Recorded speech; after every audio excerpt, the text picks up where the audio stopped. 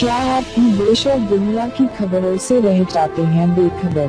तो सब्सक्राइब कर लीजिए हमारे HT न्यूज चैनल को और बेल आइकॉन को दबाना मत भूलिएगा। पाकिस्तान जिंदाबाद! पाकिस्तान जिंदाबाद! पाकिस्तान जिंदाबाद! AIMIM चीफ असदुद्दीन ओवैसी के मंच पर लड़की ने पाकिस्तान के समर्थन में नारा लगाकर हर किसी को सकते में डाल दिया। पाकिस्तान समर्थित नारा लगाने वाली लड़की अमूल्या लियोन के खिलाफ राजद्रोह का केस दर्ज हो चुका है। कोर्ट ने अमूल्या लियोन को 14 दिन की न्यायिक हिरासत में भेज दिया है। उसे परपाना अग्रहारा की सेंट्रल जेल में रखा जाएगा। एक रिपोर्ट के मुताबिक बेंगलुरु में विवादित नारा लगाने वाली लड़की अमूल्या ने हाल ही में एक YouTube चैनल को दिए इंटरव्यू में कहा था कि वो जो भी कहती है उसके पीछे सलाह देने वाला एक बड़ा समूह है।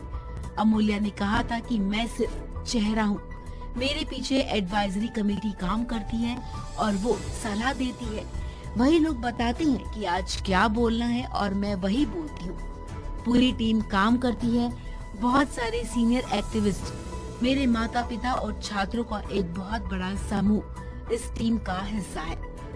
बेंगलुरु स्टूडेंट अलायंस काम करते हैं और वो बताते हैं मुझे क्या करना है और क्या बोलना है। पाकिस्तान जिंदाबाद! पाकिस्तान जिंदाबाद! पाकिस्तान जिंदाबाद! एक मिनट।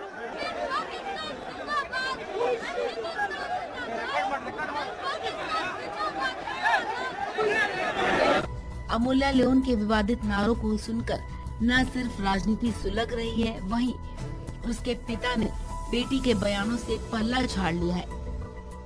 पिता JDS के नेता हैं, लेकिन कहते हैं कि बेटी के बयान से उनका कोई लेना देना नहीं है।